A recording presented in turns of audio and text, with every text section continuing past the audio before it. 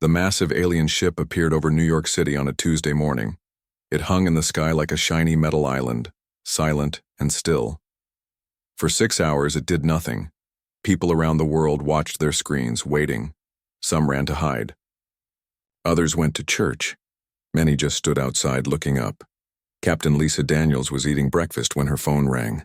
She answered it while still chewing her toast. "Captain Daniels, report to Pentagon immediately," said the voice of General William Harding. His tone made her swallow hard. "First contact protocols are active."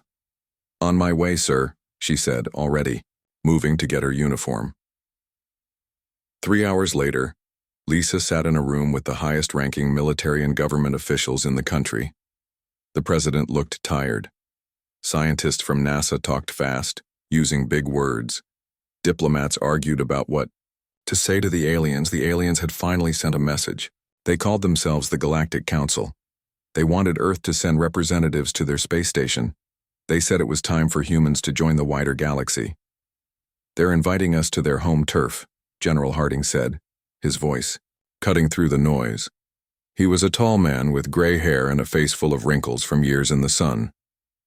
"That puts us at a disadvantage."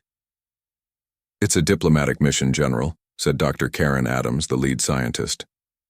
"We should send linguists, scientists, cultural experts, and military," Harding added firmly.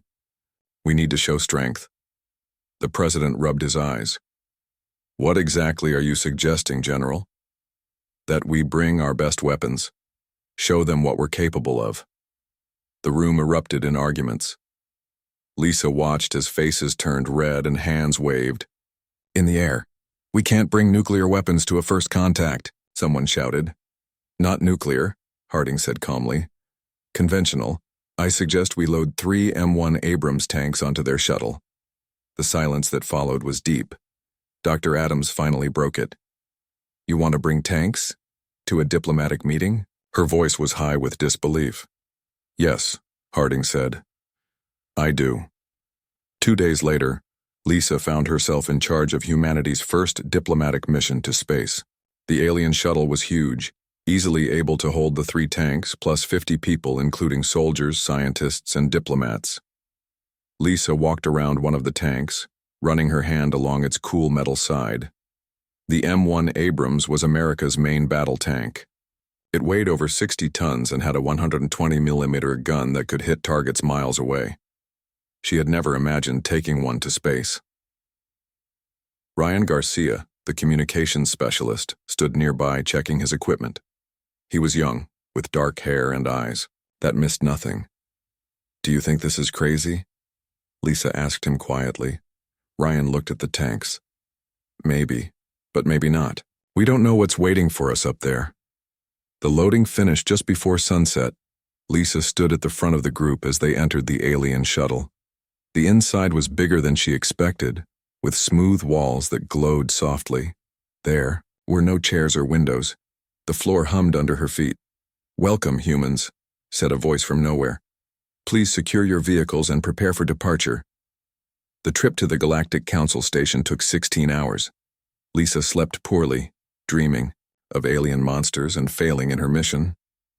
When she woke, Ryan told her they were almost there. "The aliens have been talking nonstop," he said, showing her his translator device. "They seem excited about meeting us." "Did they mention the tanks?" Lisa asked. "No," Ryan said, "but they know we're bringing defensive capabilities. That's the phrase they used in the invitation." The shuttle slowed and Lisa felt a slight bump as they docked. Her heart pounded in her chest. This was it, humanity's first step into the galactic community. "Attention all personnel," she said into her radio. "Remember your training. We are representing Earth. Let's make a good impression." The shuttle doors opened slowly, revealing a huge docking bay filled with strange shapes and colors. Hundreds of alien beings stood watching. They had different sizes, colors, and shapes. Some looked almost human. Others were completely strange. Lisa took a deep breath and stepped forward. Behind her, she heard the rumble of engines as the tank commanders started their vehicles. The first M1 Abrams rolled down the ramp with a metallic growl. Its treads clanked on the metal floor of the docking bay. The gun turret turned slowly from side to side, scanning the area. The aliens nearest to it moved back quickly. Lisa saw the effect immediately. The watching aliens began to make noises. Some moved their limbs in what looked like alarm. Others turned colors. A tall, blue-skinned alien with 4 arms came forward. It wore shiny clothes that seemed to flow like water. "I am High Chancellor Kavorn of the Zolosian Empire," it said in perfect English. "We welcome Earth to the Galactic Council." The aliens' eyes, all 6 of them, were fixed on the tanks now moving into position behind Lisa. "What are these machines?" Kavorn asked, pointing at the Abrams. "These are M1 Abrams tanks," Lisa replied. "Part of Earth's defensive capabilities." The alien skin changed from blue to purple. "You have brought weapons of war to a diplomatic meeting?" "We brought our defensive capabilities, as requested in your invitation," General Harding said, stepping forward to stand beside Lisa. Kavorn made a sound like water boiling. "There has been a misunderstanding. No species has ever brought such devices to the Council." Another alien pushed through the crowd. This one was shorter, with red scales and a wide mouth. "I am Commander Zethtal of the Andromedan Alliance," the new alien said, "and I find the humans' approach refreshing." It made a sound that might have been laughter. "This is not amusing, Zethtal," Kavorn said sharply. "The humans have violated Council protocols before even being admitted." Lisa felt sweat forming on her forehead. This was not going well. "We intended no offense," she said quickly. "If you would prefer, we can return the tanks to our shuttle." "The damage is done," Kavorn said. "The Council must meet immediately to discuss this situation." As Kavorn walked away, Lisa noticed other aliens approaching, looking at the tanks with what seemed like interest rather than fear. "Don't worry, Captain," Zethtal said quietly. "The Zolosians have controlled the Council for too long. Many of us are pleased to see someone challenge them, even accidentally." Lisa wasn't sure if that made her feel better or worse. She had come to make peaceful contact with alien civilizations. Instead, it seemed she had stumbled into the middle of a complex galactic political situation, and at the center of it all were 3 M1 Abrams tanks, their engines still running, weapons ready, representing humanity's first impression on the galaxy. Ryan Garcia moved closer to her. "Captain," he whispered, "I think we might have made a serious mistake with the translation." Lisa looked at the gathering aliens, some angry, some curious, some seemingly excited by the human arrival. "Or maybe," she said slowly, "we did exactly the right thing." Ryan Garcia spent hours studying the translation device given to them by the aliens. He sat in a small room that the Galactic Council had assigned to the human delegation. The walls glowed with a soft blue light. Strange symbols moved across, screens that seemed to float in the air.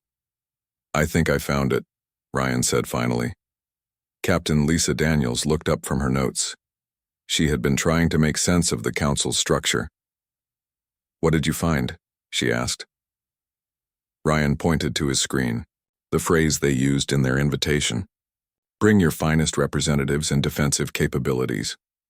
But the word they used for defensive capabilities doesn't mean what we thought. "What does it mean?" Lisa asked, leaning forward. "It's more like ceremonial guards. Honor guards." "Not actual battle tanks," Ryan said. His face was pale. "We brought weapons of war to what was basically a formal dinner party." Lisa closed her eyes for a moment.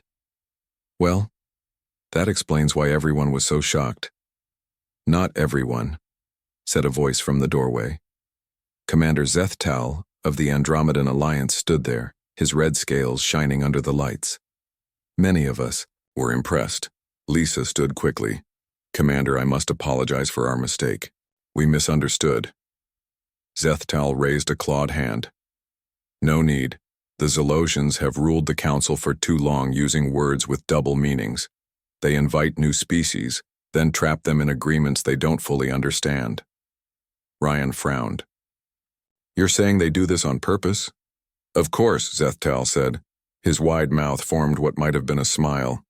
"They've built an empire by making other species feel small and primitive, Then they offer guidance that always ends with planets being under Zalosian control. Lisa felt a chill. And what about your people, the Andromedans? We were lucky.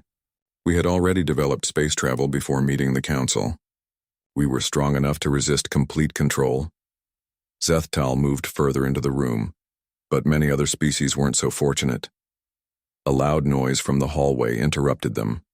Susan White, one of the tank commanders, entered the room. Behind her came several aliens with thick gray skin and short tusks. "Captain," Susan said with a grin, "these are the Craxi. They want to see our tanks up close." The largest of the gray aliens stepped forward. "Your war machines are impressive. Simple but effective, very honest."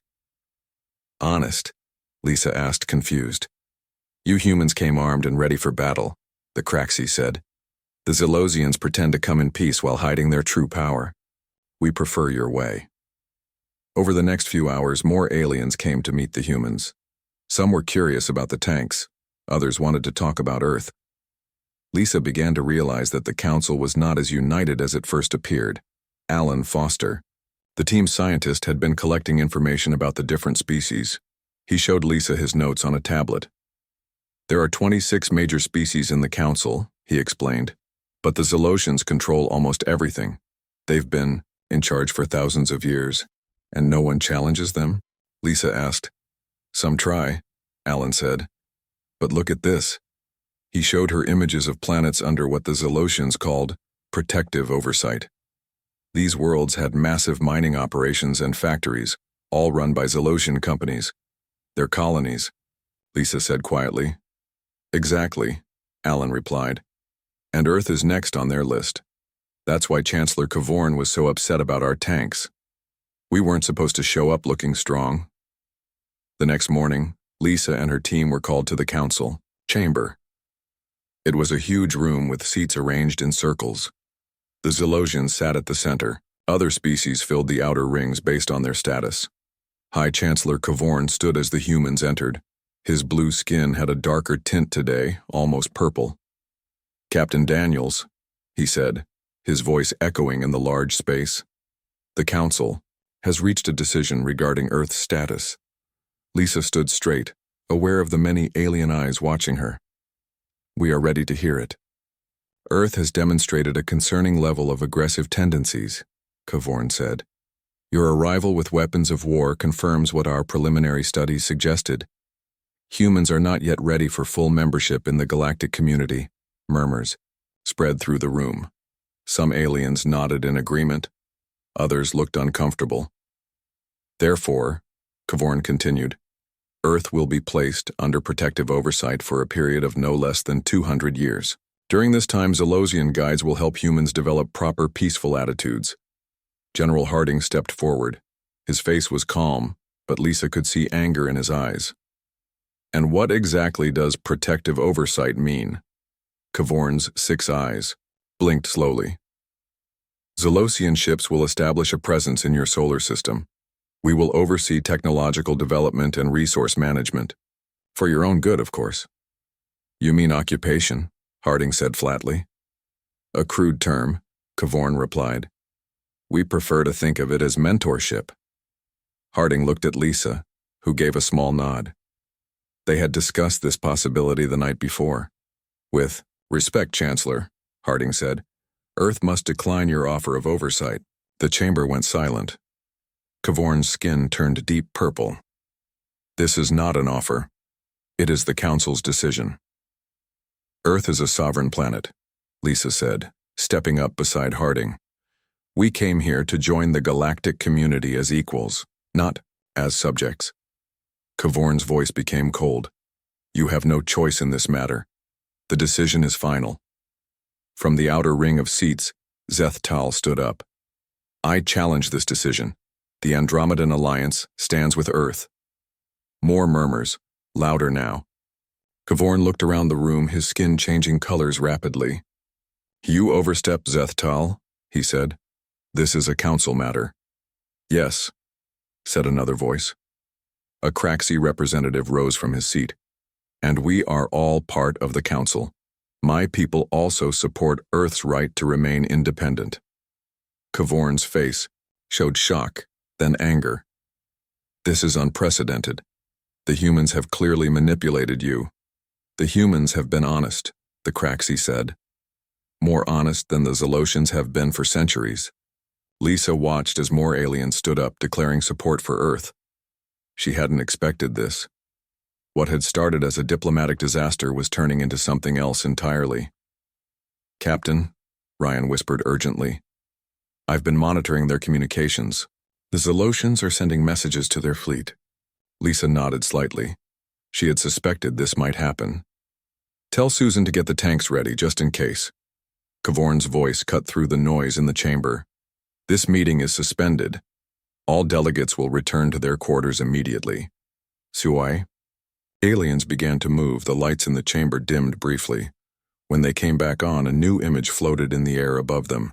It showed documents, maps, and records. "What is this?" Kavorn demanded. Natalie Rodriguez, the team's intelligence officer, stood up from where she had been working quietly at a console. "These are your own records, Chancellor.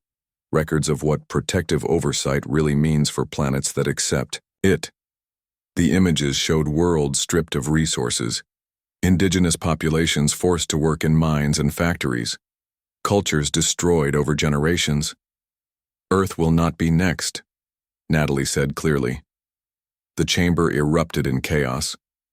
Alarms wailed throughout the council station. Red lights flashed in the corridors as aliens rushed in all directions. The human delegation hurried back to their assigned area, where the 3 M1 Abrams tanks waited. "Status report. Captain Lisa," Daniels called out as she entered. Susan White climbed down from the lead tank. "All 3 vehicles are combat ready, Captain. We've secured this section as ordered." General Harding nodded with approval. "Good work, Commander White." He turned to Natalie Rodriguez. "That was quite a show you put on in there. How did you access their records?" Natalie smiled slightly. "Their network security is advanced, but they never expected anyone to try hacking it. They trust each other too much." "Or too little," Ryan Garcia added. "Each species keeps secrets from the others. I found gaps in their system where different networks connect." Lisa looked at the small group of humans surrounded by alien technology light years from Earth. They had come seeking friendship, but found politics, lies, and threats instead. "What's the plan now, Captain?" Alan Foster asked. The scientist looked nervous but determined. Before Lisa could answer, the door slid open. Commander Zethtal entered with 5 other aliens. The red-scaled Andromedan looked worried. "Captain Daniels, the situation has become dangerous," Zethtal said. "Chancellor Kavorn has ordered his security forces to detain your delegation. They are coming here now." Lisa exchanged glances with General Harding. "We have no intention of being detained, Commander." "Good," Zethtal replied, "because I have a better idea." He gestured to the aliens with him. "These are representatives from species who have suffered under Zolocian protection. We want to help you." One of the aliens stepped forward. Lisa recognized it as a Voltar, with smooth gray skin and 4 eyes arranged in a diamond pattern. "I am Delegate Mokhtal of the Voltar Confederacy," it said. "Your courage in standing against the Zolocians has given many of us hope. We have our own ships docked at this station. We can help you escape." General Harding shook his head. "We're not running away. No one is suggesting retreat, General," Zethtal said. "But this station is controlled by the Zolocians. We need to move to a more neutral location." The station shook suddenly. A deep, rumbling sound echoed through the walls. "What was that?" Lisa asked. "The Zolocian fleet has arrived," Mokhtal said. "They're docking with the station now." Lisa made her decision quickly. "We'll go with you, but our tanks come too." Zethtal made a sound that might have been laughter. "I would expect nothing less from humans." Within minutes, the humans were moving through service corridors following their new allies. The tanks rolled slowly, their engines surprisingly quiet for such large machines. Susan White led the way in the first tank, with Zethtal riding on top to guide them. "Where are we going?" Lisa asked Mokhtal as they hurried along. "To the lower docking rings." the Voltar replied. Many council members keep their personal ships there. The Zelosians rarely go to those levels. They reached a large elevator platform designed for moving heavy equipment. All 3 tanks and the entire group fit easily. Going down, Ryan said with a nervous smile as he pressed the controls. The platform descended rapidly. Lisa felt her stomach lurch. When the doors opened, they faced a huge open area filled with ships of different sizes and shapes. The private docks, Mokhtal explained. My ship is large enough for your tanks. As they moved toward the Voltar ship, alarm sounds changed. A voice spoke in an alien language, then repeated in English. Attention. Human delegation, you are ordered to surrender immediately. Resistance will be met with force. That's our cue. To hurry, General Harding said calmly. They had almost reached Mokhtal's ship when a group of blue-skinned Zelosian security forces appeared, blocking their path. They carried weapons that glowed with energy. Stop where you are, the lead Zelosian ordered. By order of Chancellor Kavorn, you are all under arrest for sedition against the Council. Lisa stepped forward. We don't recognize your authority to arrest us. Earth has not agreed to Council membership under your terms. Your agreement is not required, the Zelosian said. Now surrender, or we will open fire. Lisa looked back at her team. Susan White had already turned her tank to face the Zelosians. The massive gun on top pointed directly at them. The other 2 tanks moved to positions on either side. I don't think you understand the situation, Lisa said to the Zelosian guards. We're not surrendering. For a moment, no one moved. Then one of the Zelosian guards raised his weapon. Susan White fired a warning shot from the tank's machine gun, hitting the wall above the guards' heads. The sound was deafening in the enclosed space. The Zelosians fell back in shock and fear. They had never seen such weapons before. Board the ship now, Lisa ordered. Everyone rushed onto Mokhtal's vessel, the tanks rolling up the loading ramp with surprising speed. As the last tank entered, the ship's doors began to close. Through the closing gap, Lisa saw more Zelosian guards arriving, led by Chancellor Kavorn himself. His face was dark with rage. You cannot escape, Kavorn shouted. The station is surrounded by our fleet. The doors sealed shut. Inside the ship, lights came on as systems activated. Lisa felt movement as the ship detached from the docking clamps. Can we really get past their fleet? She asked Mokhtal. The Voltar moved his 4-fingered hands over control panels. We are not alone, Captain Daniels. On a large screen, Lisa saw space outside the station. Several Zelosian warships hung nearby, their shapes sleek and threatening. But there were other ships too, vessels of different designs moving into position. The Andromedan Alliance stands with you, Zethtal said, pointing to ships with red markings. As does the Voltar Confederacy, Mokhtal added, and the Tellarite Union, another alien said from across the bridge. More ships appeared on the screen. Lisa counted at least 7 different designs. How is this possible? She asked. Why would you all risk war with the Zelosians for us? Zethtal's wide mouth formed a smile. Not for you, Captain. With you. Your arrival with those tanks showed everyone something important. The Zelosians can be challenged. For too long, we all believed their lie that resistance was impossible. The ship accelerated away from the station. The Zelosian vessels moved to intercept, but found themselves facing ships from multiple species. Where are we going? General, Harding asked. To Voltar Station, Mokhtal replied. It is independent territory outside Zelosian control. There we can plan our next move. Lisa looked around at the aliens working alongside her human team. In just a few days, everything had changed. What began as a diplomatic mission had become something much bigger. We just started a rebellion, didn't we? She said quietly to Ryan. He nodded, his eyes wide. All because we brought tanks to a diplomatic meeting. No, Zethtal said, overhearing them. This rebellion has been brewing for centuries. You humans just provided the spark we needed. Sometimes, the galaxy requires a show of strength to remember that peace without freedom is not really peace at all. As the ship jumped to faster-than-light speed, Lisa wondered what Earth would think of all this. They had gone to space hoping to make friends. Instead, they had made allies in a galactic power struggle that had been going on since before humans invented the wheel, and it had all started with 3 M1 Abrams tanks. Voltar Station hung in space like a giant metal flower.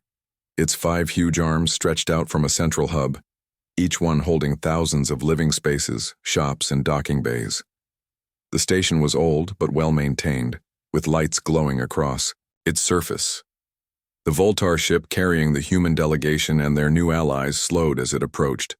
Other ships followed close behind, forming a small fleet of different designs and colors. Inside the ship, Captain Lisa Daniels looked out.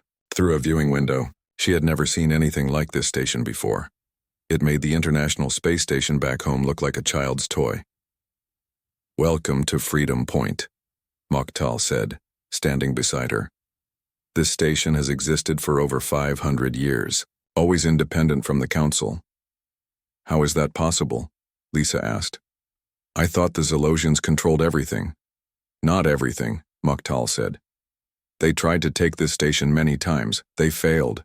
The ship docked smoothly at one of the station's arms. Large doors opened, allowing the humans to unload their tanks and equipment. Many aliens watched curiously as the 3 M1 Abrams tanks rolled down the ramp onto the station's metal floor. Lisa noticed how different things were here compared to the Council station. There, everything had been clean, ordered, and quiet. Here the air buzzed with energy. Aliens of all kinds moved through crowded hallways. Music played from shops. Food smells filled the air. "This place feels alive," Ryan Garcia said, looking around with wide eyes. "That's because it is," Commander Zethtal replied. "The Council station is a place of politics and power. This is a place where people actually live." Mokhtal led them to a large room with a round table in the center. Maps and screens covered, the walls showing different parts of the galaxy. Representatives from several alien species were already waiting. "The Coalition meeting room," Mokhtal explained. "For years we have gathered here to discuss ways to resist Zolosian control. Now, with humans joining us, we might finally have a chance." General Harding looked at the maps with professional interest. "You've been planning a rebellion for some time." "Planning, yes," said a tall, thin alien with skin that shifted colors like oil on water. "But lacking the courage to act. Until you humans arrived with your directness." Lisa sat at the table. "We didn't come looking for a war. We came hoping to make friends. And you have," Zethtal said, sitting across from her. "But sometimes making friends means standing with them against common enemies." The meeting lasted hours. Lisa learned more about the galaxy than she had thought possible. The Zolosian Empire controlled nearly 70% of known space.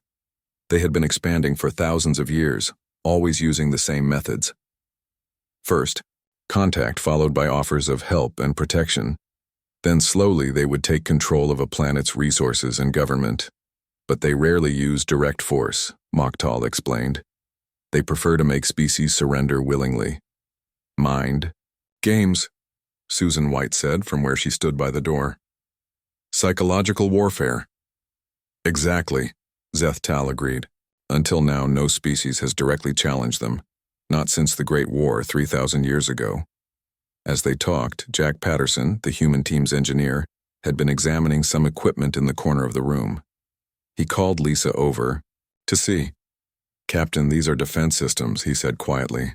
"But they're not working right. Look at these power readings." Lisa looked at the screens Jack pointed to. The numbers meant nothing to her, but she trusted her engineer. "What's wrong with them?" "They're running at maybe 30% efficiency," Jack said. "Someone has been messing with them." Mokhtal heard this and came over quickly. "Our defense systems have been failing for years. The Zolosians claim it is age and offer to replace them with their own technology." Jack shook his head. "It's not age. These are sabotaged. I've seen similar systems before. We could fix this." Lisa looked at Mokhtal. "Are your defense systems important?" "They are all that keeps the Zolosians from taking this station by force," Mokhtal replied. "If they fail completely, Then let's fix them, Lisa said. Over the next day, Jack Patterson worked with Voltar engineers to repair the station's defenses.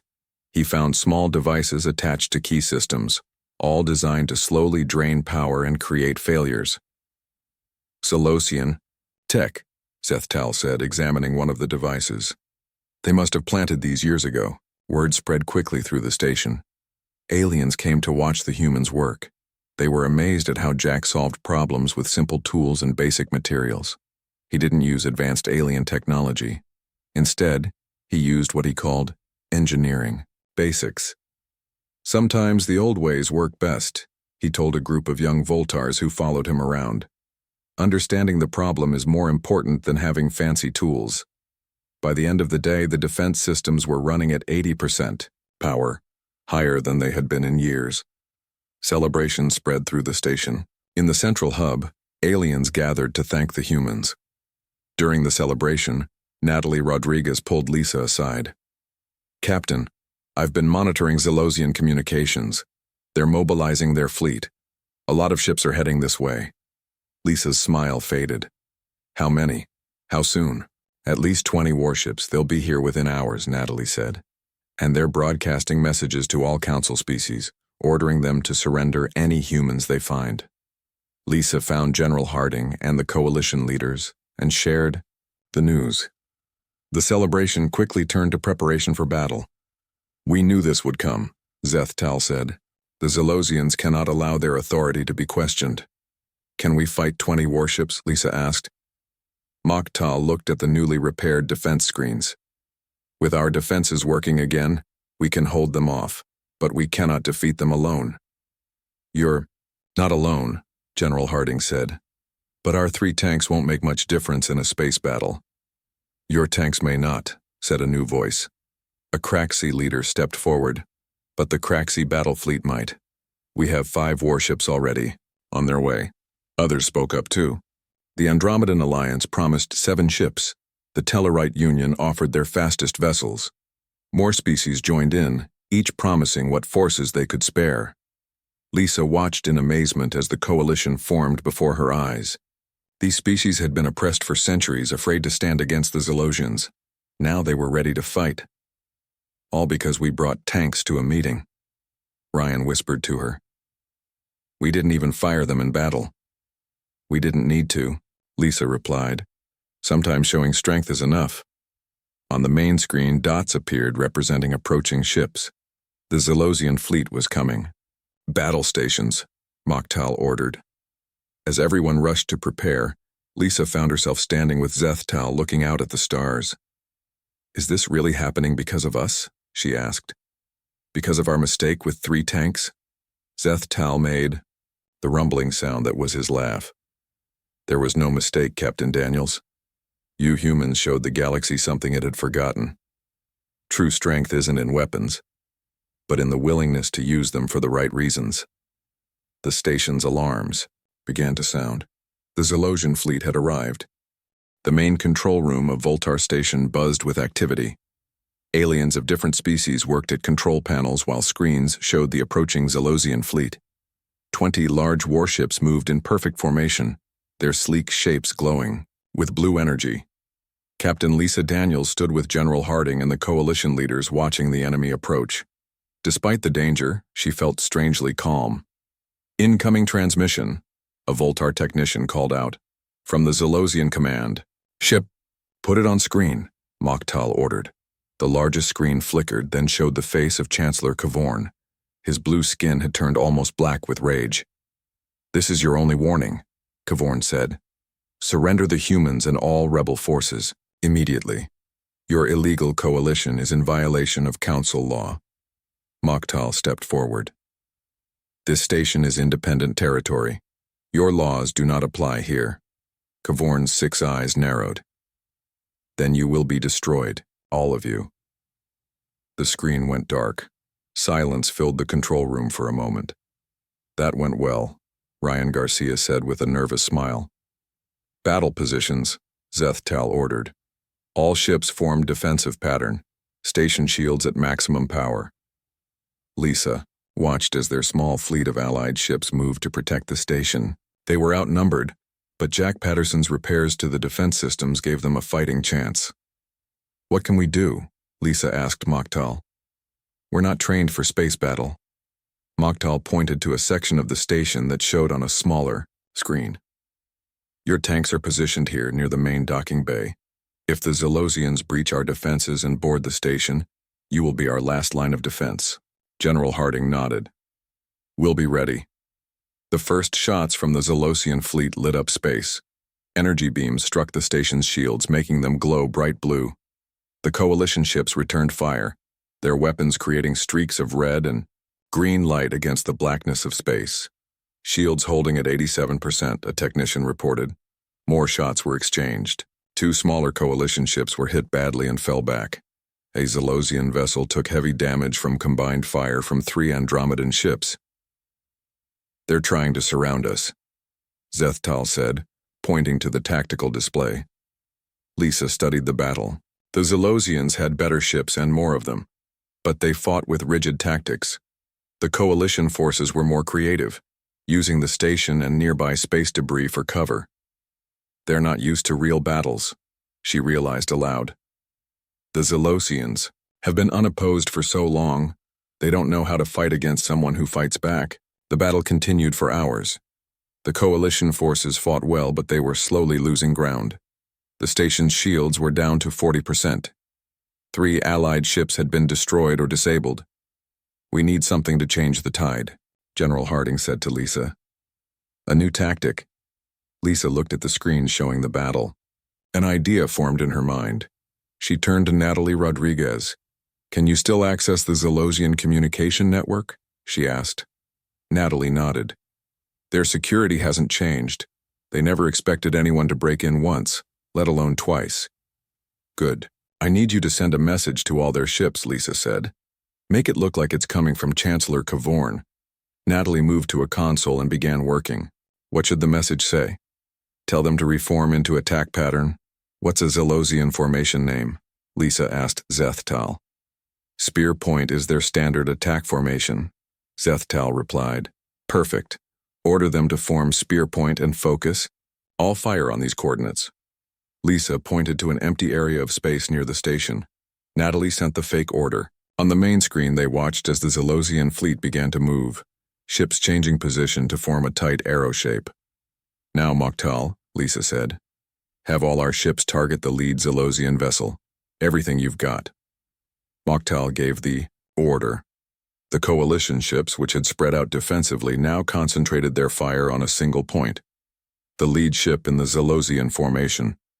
At the same time, the station's defense systems, repaired by Jack Patterson, fired everything at the same target. The combined firepower overwhelmed the lead ship's shields. Explosions rippled across its surface. Then, as it began to break apart, it crashed into the ships following closely behind it in the tight formation. "Chain reaction," Ryan said with awe in his voice. 3 Zalosian ships were completely destroyed. 4 more were badly damaged. The perfect formation had become a perfect disaster. "They never expected us to use their own communications against them," Lisa said. "They trust their systems too much." On the screens, they could see the remaining Zalosian ships falling into confusion. Some continued to fight, while others pulled back. "We've dealt them a serious blow," Zethtal said. "But they still outnumber us." Just then, new signals appeared on the tactical display. More ships were approaching fast. "More Zalosians?" General Harding asked. Moktal checked the readings, then smiled widely. "No, these are Craxi battlecruisers and ships from the outer colonies. They've joined our cause." The new arrivals swarmed into the battle. Fresh and ready to fight, they targeted the damaged Zalosian vessels. The tide had turned completely. Within an hour, the remaining Zalosian ships were retreating. The coalition had won. Cheers filled the control room as aliens hugged each other and the humans. "Incoming transmission," the technician called again. "It's from Earth." Lisa felt her heart jump. "Earth? How is that possible?" "We sent messages. When we first arrived at the station," Moktal explained, "your people must have received them and found a way to respond." The screen showed the face of the President of the United States. He looked both worried and proud. "Captain Daniels, General Harding," he said. "We've received reports of your situation. Is it true that you've started a galactic revolution?" Lisa smiled tiredly. "Not intentionally, sir. We just refuse to be bullied." "Well, the entire United Nations is in emergency session. Every country on Earth is preparing for possible Zolosian retaliation. But we've also received messages from several alien species offering alliance and protection." The president shook his head in disbelief. "All because you brought tanks to a diplomatic meeting. Sometimes the direct approach works best, sir," General Harding said. In the days that followed, more ships arrived at Voltar Station. Representatives from dozens of species came to join the new coalition against Zolosian rule. A new council began to form, one based on equality rather than control. Lisa found herself walking the halls of the station with Zeth Tal, watching aliens and humans working together to create something new. "What happens now?" she asked the Andromedan. "Now we rebuild the galaxy," Zeth Tal replied. "The Zolosians will not give up easily. There will be more battles, but for the first time in thousands of years they face real opposition." "And Earth?" "We're new to all this. We don't have starships or advanced weapons." Zeth Tal made his rumbling laugh. "But you have tanks, Captain, and more importantly, you have the spirit to use them. That is worth more than all the technology in the galaxy." As they talked, a group of young aliens walked past, led by a human soldier. They were looking at a small model of an M1 Abrams tank with awe on their faces. "I think that tank will become a symbol," Lisa said, smiling. "It already has," Zeth Tal replied. "In the history of the galaxy, it will be remembered as the day humans showed up at the Galactic Council with M1 Abrams tanks, and everything changed."